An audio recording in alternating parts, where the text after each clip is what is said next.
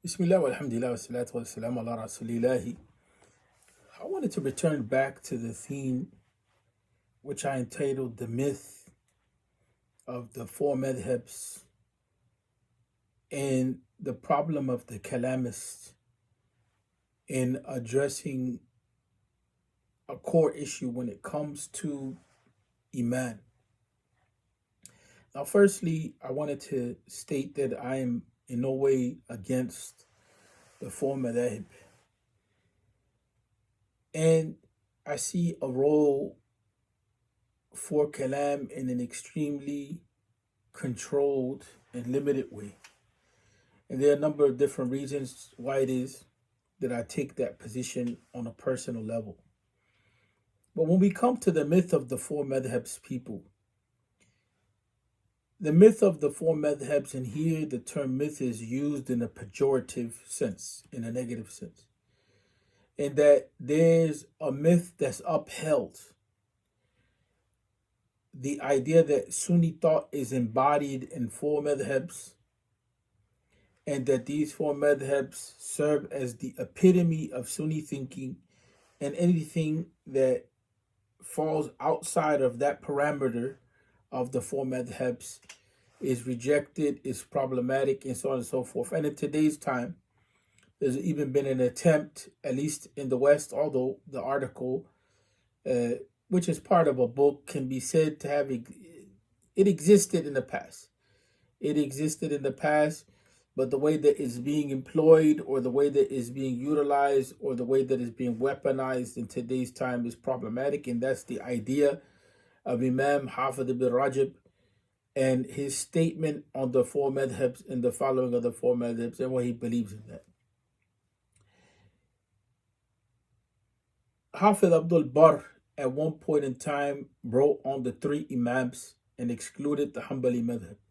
And the three Imams that he included were the Maliki school, the Hanafi school, and the Shafi'i school.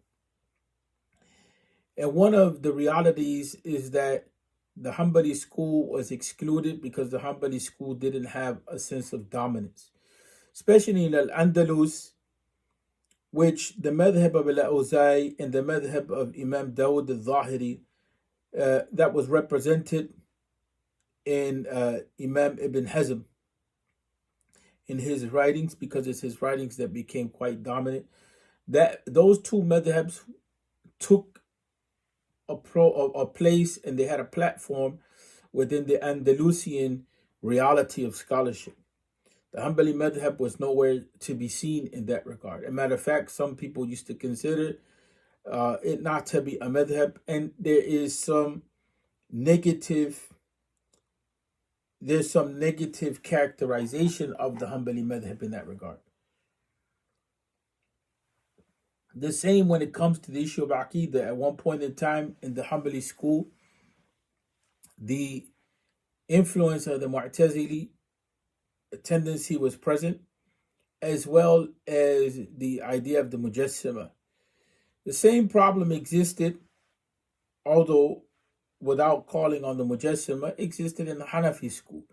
The Hanafi school, you look back historically, there's many that attributed themselves to the Mu'tazili school. And you have somewhat of a mix like that. Even you can find a number of different schools coming back within the Shafi'i realm. And so what we find is the idea of the four madhabs doesn't always match with the idea of Ahl Sunnah wal Jama'ah being the schools of Kalam, the Ash'ari school, and the Maturidi school. As a matter of fact, the Maturidi school and the Ash'ari school developed on two separate geographical realities and distance in time. And a contemporary of Imam Abul Hasan al-Ash'ari was Imam al-Tahawi. And Imam al-Tahawi school is an Athari-based school that associates itself with some tendencies of thought within the Hanafi orientation, but it is at times a school of thought which is overpowered by interpretation. As a matter of fact, what we begin to see is that the schools of Kalam, they come in and they explain Aqidah Tahawiyya or the Tahawi creedal text on their own terms. And when you get to certain points, you begin to see where they have to clarify certain issues, because those issues are not issues that the issues that they clarify are not issues which they align with in their schools in detail. Although overall, we find there is a text that is accepted to be representative of what Sunni creedal foundations are, although there may be some differing on the way certain things are expressed and what's included or excluded. But the general approval of the text gives it a deep basis. I bring all of these things to say a deep basis means it gives it a foundation of acceptance and practice. The reality of the situation is that the myth of the four madhabs is utilized by certain people who weaponize it for the introduction of certain identity political positions. And the reason why I say the myth of the four madhabs is in the pejorative sense is because the very people that talk about the acceptance of the four madhabs are the very people that were the ones at one point in time that in the way that they practice madhab scholarship were the fault, the cause, the source of turning the madhab into a sectarian enterprise versus a systematic investigation within the umbrella of Sunni thinking.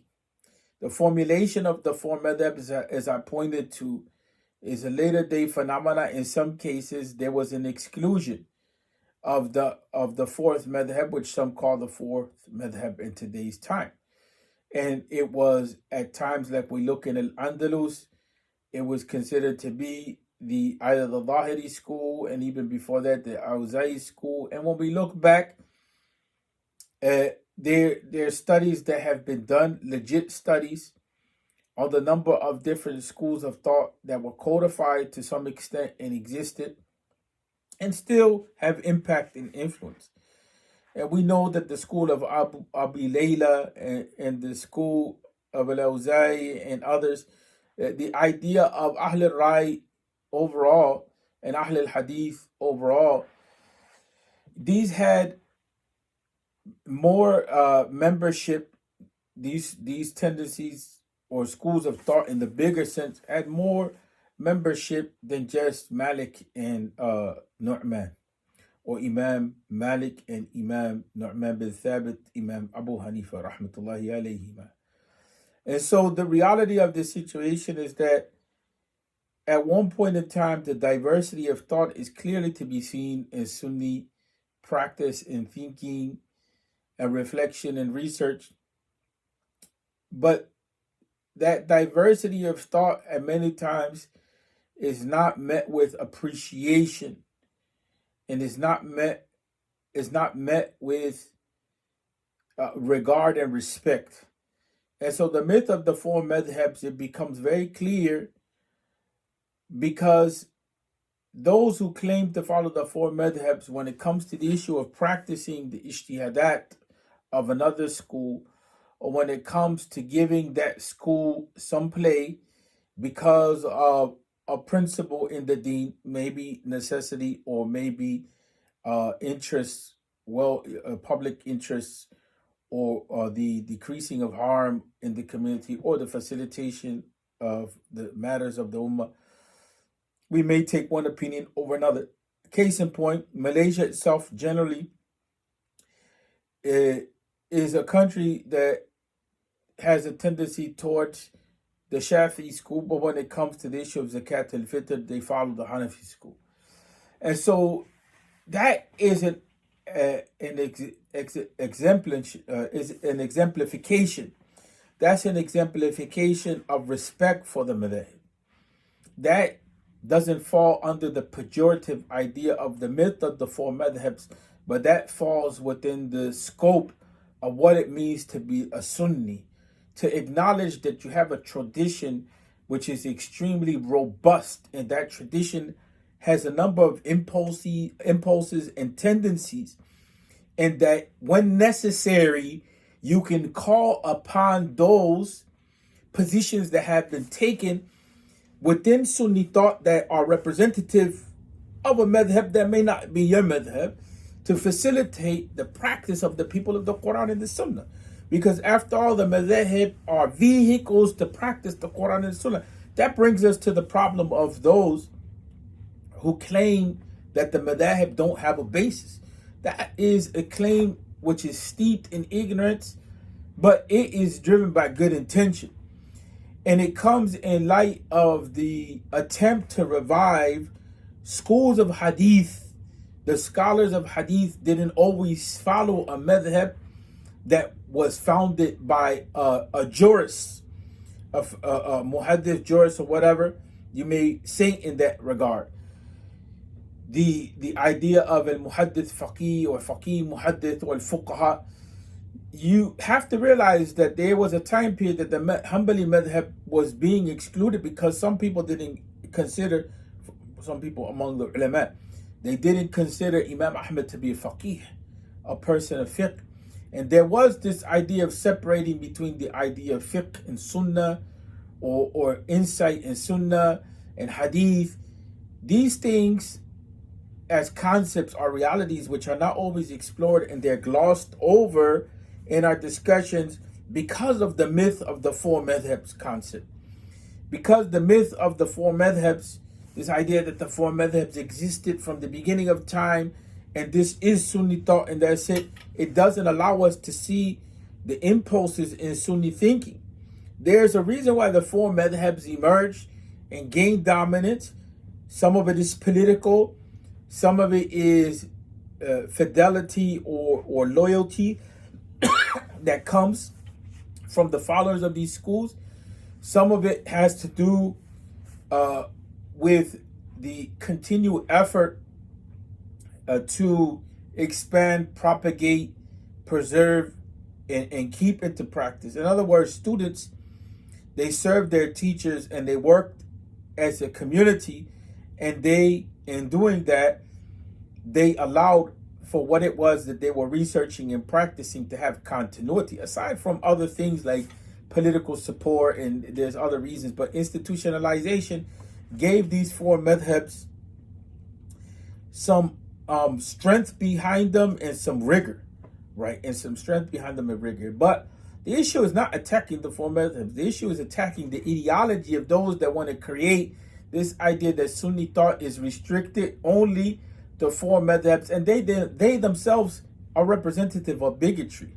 You understand what I'm saying? In the sense that you can have one that will claim the idea of the validity of the imams, and we have to follow the imams, but then they will give the tarjih, or they will give the preference and dominance to the Hanafi school. You will have others that will say that other things are invalid except the school of Malik because it's the school of Medina, and Medina was the place of the Prophet. You have others that will say, well, the Shafi'i school is the school of Hadith, and it is a school that was codified properly, and it was a school that took from Imam Ahmad. You have others that will say Imam Ahmad was a hafid, a defender of the deen, and therefore his school, it is the right school, is representative of the Sahaba. You have a lot of different statements that are made which really cloud the reality of what the four madhabs represent as far as systematic, organized, there's a term that I'm looking for that's coming to mind, Allahumma salli ala Muhammadin, guilds, organized guilds in which scholarship is being practiced as collectives. So the madhab are not in reality just the thinking of one imam that is the founder imam, or the imam that established the foundation of the madhab, but the schools are guilds of collected effort of scholars over time to systematically work with principles in addressing the Quran and the Sunnah. And because they have been that, they consist of relying upon revelation and relying upon reason and ijtihad and experience. So there's some positions at times that madhab can take that can be problematic in some instances, but that doesn't take away from their acceptance. تلقى الأمة هذه المذاهب بالقبول. That's a principle that we have to understand, that the Ummah itself has accepted these madahib. And when the Ummah comes together in this regard, we have to give the Ummah a sense of authority. So the Ummah is not going to agree in this situation on misguidance. I don't believe that from the angle of the Ummah having a sense of isma or a sense of infallibility on certain matters. And that has its discussion في باب الإجماع, in the study of ijma, or the investigation into ijma or consensus, which is not a direct topic at the moment. But the madahib have to be treated with regard and with respect and properly understood as to what their objectives and functions are versus having an ideological understanding of the four madhab. In addition, Sunni thought is much wider than just the four madhabs. And we see that in the writings that have survived, and we see that in the tendencies that develop. And we claim from the angle of usul al-fiqh, or the foundations of research methodology or source research methodology, or the principles of fiqh and investigation, we claim that ijtihad is possible. But then what ends up being the case is that we, out of an ideological stance, we block the path of those who attempt to engage in ijtihad. And that creates a set of contradictions, or جعل يعني في تفكيرنا تناقض، يعني وفي منهاجنا وممارسة الممارسة لمنهاجنا ومناهجنا للأصول، يعني تناقض or تناقضات, you can even say. That creates for us a series of issues, within the context of contradictory problems in our thought. And that we say that it's possible to engage in initiative, but then when people track the path, we reject it automatically, and we say, no, everything is close to the four madhabs and a series of other ideas that come to the fore that are really rooted in people's fears and people's insecurities more than they are on evidence and principle. So with that said, the madhab need to be respected, but at the same time, when you look at someone like Imam al-Bukhari rahmatullahi alayhi, and you go deep and you realize that Bukhari had his own madhab. And when you look at somebody like Imam al-Tirmidhi rahmatullahi alayhi, Abu Isa, you see a similar reality. And you see a number of scholars that trek that path. Even in the later times, Imam al-Shawkani rahmatullahi alayhi has been said to have trekked a path in knowledge. And that's the same with Imam Ibn Wazir, Amir al-Sana'ani, and others. Even though they came from the Zaydi school, which is very close to the Sunni way of thinking, they eventually come and they join the ranks. But with their ijtihadat and their principles and so on and so forth, and that's not something that's denied by the ulama. That discussion is known as a higher level discussion amongst the people of knowledge, even though it doesn't trickle down always to the general community, because the understanding of why it is that exists as a reality needs some background, it needs some grounding for a person that is not a strong student of knowledge, or a person that is not really associated with Islamic sciences people. But that's something to be considered. And the other issue that comes to the fore is the issue that the scholars of ilm al-kalam put a heavy focus on mantiq. And that has its pluses and that has its minuses. I'm not here to discuss the position of whether ilm al-kalam is halal or haram. That's taken up by the scholars, and that discussion exists with both camps, or both positions having camps behind them, that is haram and that it's allowable with some conditions and circumstances. But beyond that, people, the reality of the situation is that the schools of Kalam, as represented by the Ashari tendency and the Maturidi tendency, they serve the particular set of aims. The school of Imam al-Maturidi is said to be a school, Abu Mansur, it is said to be a school which developed outside of the context of dialectical engagement, el-jidal, or meaning it didn't develop as an opposition tendency like the way that the Ashari school developed. And as we said, that if the school of Imam Tahawi would have developed further, we would have seen perhaps a more athar-based approach, which sometimes it emerges in people like Imam al-Nawawi, Hafid ibn Hajar, al-Bayhaqi, which can't be considered 100% to be people of ilm al-kalam. That's just not a logical tendency. You have a school of hadith and aqidah that ranges in position, and it leans on certain detailed issues in one direction or the other. And you have people like Imam Ibn Khuzaymah, Ibn Mundir, and a number of others from various schools likewise. And people, a lot of times we're going by what's published. A lot of times we don't even know what's in manuscript to be able to give a full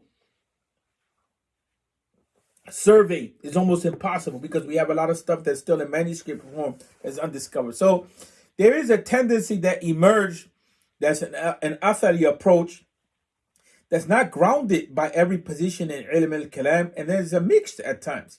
You can find the mix. The resistance of the Ashari school to note that there's different tendencies within it is extremely problematic, and is not properly representative of the reality. It's not properly representative of the reality. Here, Muhammad bin Ali al-Shawkani, rahmatullahi alayhi, in Adab al-Talib, he encourages for the people seeking knowledge to deal with ilm al-kalam from an ijtihadi perspective. And what that means by default is that the student of knowledge at a certain level of knowledge, after setting a certain foundation in place, should deal with the schools of kalam as a repository of thinking, and should look at their positions not from the angle or the filter of this school is correct and that school is wrong, but should look at the positions that have been taken from the angle of evidence. Then, from that angle, the angle of evidence, come to a conclusion. Now, that's a higher level of scholarship with the average person and even the semi-grounded student of knowledge is not necessarily capable of doing, but it gives a different insight as to the value of kalam. And we know that Imam Muhammad bin Ali al-Shawkani, rahmatullahi alayhi, was a great scholar of hadith and usul al-fiqh.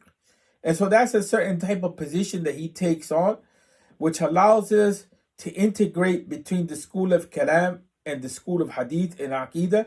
And to be fair, Imam Ibn Taymiyyah, he did the same thing. Imam Ibn Taymiyyah combined between hadith and reason. And he took up many issues which were not issues that were taken up by the people of hadith, but were issues that were taken up by the people of ilm al-kalam. The other issue that comes to the fore is to think that the Sahaba were sitting around teaching logic.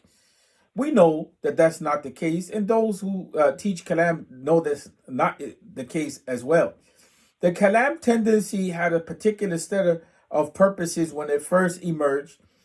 Imam al-Ghazali Abu Hamid at times critiques the kalamists or the kalamists, or those who engage in philosophical theology or the rational theology, that they at times deviate from their purpose and they enter into realms which are problematic. And we know that people like Imam Shafi'i and Imam Abu Hanifa, rahmatullahi alayhi, they steered away from kalam after having some experience with it. Not necessarily because they were afraid of it, but because they found that it could be harmful if taken to an extreme. From my understanding, wallahu a'lam. So the reality of the situation is that even when it comes to ilm al-kalam, we should be honest and we should talk within the language framework of the ulama. Imam Abu Hamid al-Ghazali gives us a beautiful rendition of the history of kalam in that sense, to talk about what his aim was. And we see we should be also honest of why the scholars, they rejected logic and philosophy at times. And we should also talk about those scholars, why it is that they accepted ilm al-kalam. That will open up the door to tolerance and the understanding of diversity in Sunni thinking, and how it is that Sunni thinking and Islamic thought overall has a number of different tendencies and directions, and how it is that this great tradition that we inherited from the ulama with this diversity can be utilized for educational reasons and for growth and spiritual development. But the people to do that are people of deep knowledge, unfortunately, and very few come to the reality of the tradition from that angle. So what ends up happening is that we fall into sectarian uh, orientations that block our ability from really benefiting from what it is that tradition brings to us. But tradition, as that which is inherited from the ulama who have investigated and practiced Islam over the centuries, is extremely diverse and it contains a number of different things. But at the core, Islamic belief is not subject to such doubt and confusion that we can't say that there's just a bottom line, universal set of beliefs and practices that we, or as the Kalamists say, ma'lum min ad-din bi durura, as well as the people of Hadith and others, that is known by necessity, right? Min al-badihiyat, min al-muttafiq alayh, min al-majmu' alayh, wal-majmu' fi. There's a lot of different ways to coming about that. Alhamdulillah, that the deen that was given to us and that which is represented in the Muhammadan spirit and revelation, so to speak, or the revelation that's given to the Prophet Muhammad sallallahu alaihi wasallam, is not confused at its foundational levels. But the deal with the diversity and differences of opinion, we have to have ulama that have the ability to deal with diversity of thought, and they have the ability to weigh and really categorize things in their proper place. And that really truly, people, is who the faqih is, who the person of deep fiqh and understanding. Imam Fakhruddin Razi, as well as others among the ulama of Kalam and Usul al-Fiqh, they mention that we can find in the Arabic language 3 usages for the term fiqh, and their Quranic usages as well. One, a general understanding, or al-fahm al-mutlaq. The second is al-fahm al-ashya al-daqiqa. The understanding of those things which are profound and regard or necessitate consideration and thought, and so on and so forth. And the third is fahm murad al-mutakallim, the understanding or the perception or the insight into the aim of the person that is speaking. And so all of those find their origin as well in the Quran. So the term fiqh is much more than the idea of a madhab or the Islamic rulings, or like we like to say, Islamic law, all these limited concepts. So with that said, in the past, the mujtahid was the faqih, the person of profound understanding, or steeped in deep understanding. And that was the person that was an imam of high rank. And sometimes we find them historically throughout the past in different stages of Islamic history. We find them hum ashab al-funun, the scholars that they polymaths. And these ulama oftentimes don't get the spotlight, because what happens in tradition is that what becomes popular, or like the Malikis, hey, mashhur, what becomes popular, the Malikis usually use that for fiqh, but we can use that as a concept to talk about tradition in general. What becomes popular is what's published, is what's accepted in the general amongst the masses. But many times the polymath type scholars, are marginalized. Although these are the scholars that give us deep insight as to how it is that we can work through the problems of multiple sciences, and how it is that we can find more bridges than we find broken roadways to each other. With that, we end. We ask Allah to forgive us and accept our Ramadan. Assalamu alaikum wa rahmatullahi wa barakatuh.